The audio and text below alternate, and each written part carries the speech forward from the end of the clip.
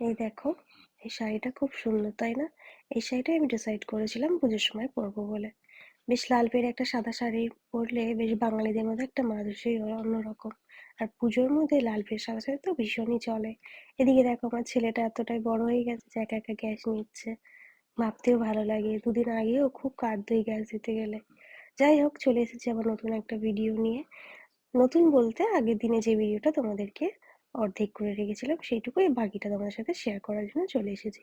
ঘরে ঢুকে এই ঘরটা এত ভালো লাগছিল, ঠাকুর ঘরটা আমার শ্বশুরমশাই টুনি লাইট গুলো জ্বালিয়ে দিয়েছিল, আরো বেশি সুন্দর লাগছিল ঘরে ঢুকেই। তাই জন্য ভাবলাম তোমাদের সাথে একটু শেয়ার করি, তাই সে একটা ক্লিপও নিয়ে নিয়েছিলাম। এবার আমার ঠাকুর ঘরের সমস্ত যাবতীয় কাজ শুরু হবে। এই সব যাবতীয় কাজকর্ম করে মানে বলতে পারো সারাদিনে স্নান টান করে আবার আমি চলে গিয়েছিলাম একটুখানি পড়তে। ওখানে যাওয়ার পরে আর কি ওগুলো করে স্নান করে চলে গেছিলাম। ওখান থেকে ফিরে মোটামুটি শাড়ি টাড়ি পরে চেঞ্জ করে নিয়ে আবার ঠাকুর ঘরে ঢুকলাম। যেহেতু চতুর্দশী তো 5:30 5:30 নাগাদ লেগেছিল, তো সেই কারণেই আমার একটু কিছুটা সময় পেয়েছি আমি বলতে পারো। তারপর ওখান থেকে চলে গেছিলাম বাজারে, যেহেতু পুজোর কেনাকাটা কিছুই করা হয়নি। আর সেই ভিডিও ক্লিপগুলো আর তুলতে পারিনি, এতটা টায়ার্ড ছিলাম। প্লাস কিছুই না খাওয়া সারাদিন, একটুও জলও খাইনি, প্লাস প্রচন্ড শরীর খারাপ ছিল আমার। আর সবকিছু যেহেতু একা হাতে করতে হয়েছে সেই কারণে অনেকটা ঝক্কিই গেছে বলতে পারো। ঠিক আছে, বাবার নাম করে সবকিছুই মোটামুটি কমপ্লিট করে উঠতে পেরেছি। তো আমি সেই দিন বাড়িতে পুজোটাও সেরকমভাবে দিইনি, ভেবেছিলাম একবারেই দেবো। তো সেই কারণে আগে আমার ঘরের ঠাকুরগুলোকে মানে ঘরে যেই সব ঠাকুরগুলো বাকি আছে সেইগুলোকে আগে ভালো করে মুছে টুছে নিয়ে, আমি রোজই করি এটা, সিংহাসন বাকি সবকিছু ভালো করে আগে মুছে নিই, ছবি ফটোগুলো, তারপরে ওর মধ্যে চন্দন লাগিয়ে তারপরে ফুলগুলো ভগবানের কাছে অর্পণ করি। তো যাই হোক, বাকি ঠাকুরদের ভালো করে মুছে টুছে নিয়ে তারপরে ফুলগুলো দিয়ে দিয়েছিলাম, তুলসী পাতাগুলো দিয়ে দিয়েছিলাম। এখন সেভাবে তুলসী পাতা পাওয়াই যায় না জানো তো, সব জায়গায় দেখি ছোট ছোট তুলসী পাতা। আর তুলসী পাতার প্রচন্ড ডিমান্ড, ভীষণ লাগে কিন্তু আমাদের বাঙালিদের পুজোতে তুলসী পাতা, তাই না? তো আমাদেরও সেরকম লাগে ভীষণই। আর এত ছোট ছোট তুলসী পাতা দিতেও খুব অসুবিধা হয়। যাই হোক, এখানে মাতার দুটো চরণও ছিল, যে দুটো মানে ওই দুটোকে আমি রোজ স্নান করাই জল দিয়ে, এমনি নর্মাল জল দিয়ে স্নান করাই, আর তারপর একটু চন্দন একটুখানি ফুল দিয়ে আর মাঝে মাঝে বেলপাতাও দিই, দিয়ে আমি বসিয়ে দিই আসনে। তো তোমাদের কার কার বাড়িতে মাতারা চরণ আছে একটুখানি কমেন্টে জানিও। আর কারা কারা তোমরা এরম ভাবেই আমার মতো করে পুজো করো রোজ, সেটাও কিন্তু অবশ্যই শেয়ার করো, তাহলে ভীষণ ভালো লাগবে আমার। এদিকে দেখো, এই যে দেখছো যে এই পুষ্পপত্রটাতে আমি ফুলগুলো রাখছি, কি সুন্দর না? এটা আমার মাসি শাশুড়ি গিফট করেছে। খুব সুন্দর, এত সুন্দর কাজটা না, মানে আর এরকম সুন্দর সুন্দর জিনিসে কাজ করতেও বেশ ভালো লাগে।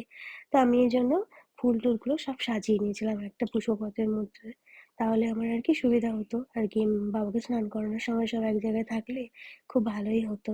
তো এই যে মালাটা দেখছো, এটাও একটু আগে বাজার থেকেই নিয়ে এসেছি। তো ওখান থেকে নিয়ে আসার পরে এইগুলো মানে বেশি কিছু পাইনি, অনেক কিছুই লাগে আরো, আহ ধুতরার গোটা টোটা অনেক কিছুই লাগে, কিন্তু আমি ওইগুলো আর পাইনি। তো যেগুলো যেগুলো পেয়েছি সেগুলো দিয়েই পুজো দেওয়ার চেষ্টা করেছি। এমনিতেই শুনেছি যে ভোলানাথ নাকি শুধুমাত্র একটা মাত্র বেলপাতাতেই খুশি। তো সেই কারণে আরো বেশি কিছু ব্যবস্থা করতে পারিনি, যতটুকু পেরেছি ততটুকুই করেছি। মানে উনি ওনার জিনিসগুলো তো নিজেই ব্যবস্থা করে নেন, তো উনি যতটুকু পেরেছে যতটুকু দিয়েছে ততটুকুই আমি নিয়ে এসেছি। তো জানি ভিডিওটা অনেকটাই বড় হবে, তবু তোমাদের কাছে রিকোয়েস্ট, অবশ্যই পুরোটা দেখো, তোমাদের ভালো লাগবে। তোমরা কারা কারা এরকম ভাবে শিবরাত্রির আয়োজন করলে আমার সাথে একটু শেয়ার করো, তাহলে খুবই ভালো লাগবে। কমেন্টে তোমাদের যদি এরকম কোনো এক্সপিরিয়েন্স থেকে থাকে যেগুলো তোমরা সব নিজে হাতে করো নিজের সংসারে, অনেক গৃহবধূ হাউস ওয়াইফই তো আছে যারা এগুলো করে থাকে, তারা অবশ্যই কমেন্টে একটুখানি শেয়ার করো, তাহলে খুব ভালো লাগবে। তো আমি দেখো আলাদা করে আসন করে নিয়েছিলাম ভোলানাথের জন্য। অন্য সময় আমাদের সিংহাসনেই থাকে, কিন্তু এদিন আমি আলাদা করে আসন পেতে নিয়েছিলাম। এই যে আসনে পাতার যে মানে আসনটা দেখো কি সুন্দর না? এটা আমি বাজার থেকে কিনে নিয়ে এসেছিলাম কিছুদিন আগে, প্রায় দু তিনটেই কিনেছিলাম, এটা আছে পাতবো বলে রেখে দিয়েছিলাম। এটা প্রথমবারই পাতলাম নতুন একদমই।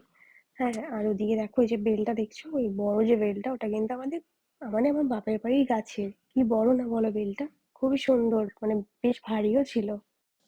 এরপরে আমি এই যে ফলগুলো টুকটাক করে কেটে নিয়েছিলাম, কয়েকটা ফল, সেইগুলো মানে ঠাকুরকে দেব।